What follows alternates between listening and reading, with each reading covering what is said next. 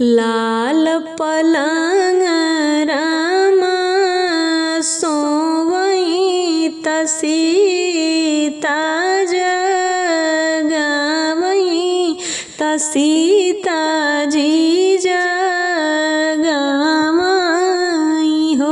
मोरे रामा भैया के भइले लालनमा नैहर हम जाबै नैहर हम जाबै हो मोरे रामा भैया के भइले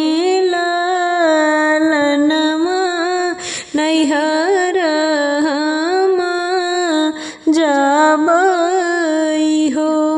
एतनी बचन सुने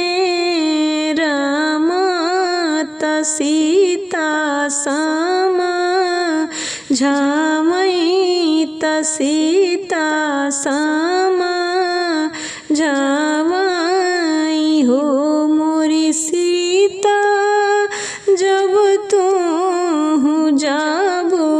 अपने नैहर रहब हम कैसे जियब हम कैसे नी हो मोरी सीता जब तू जाबू अपने नैहर रहब हम कैसे जियब हम कैसे नु हो। रहबै मैदीन दुई चार लवटी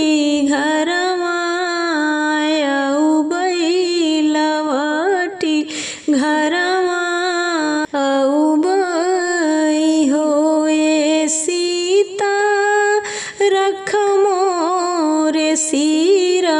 पर हाथ कसम हमारी खात्यू कसम हमारी खाई लेती हो के करनी संगे तू डोलब्यू के करे संगे बोलब्यू के करे संगे बोलब्यू हो मोरी सीता के करा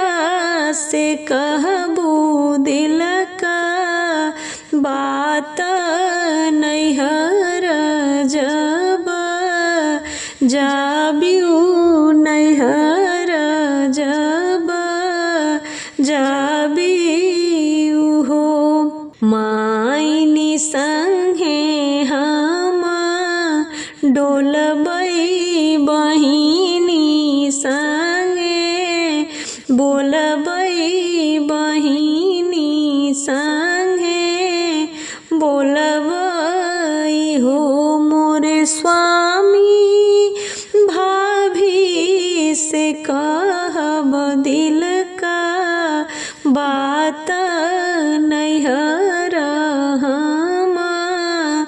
जाबै नैहर हम जाबै हो मोरे स्वामी भाभी से कहब दिल का बात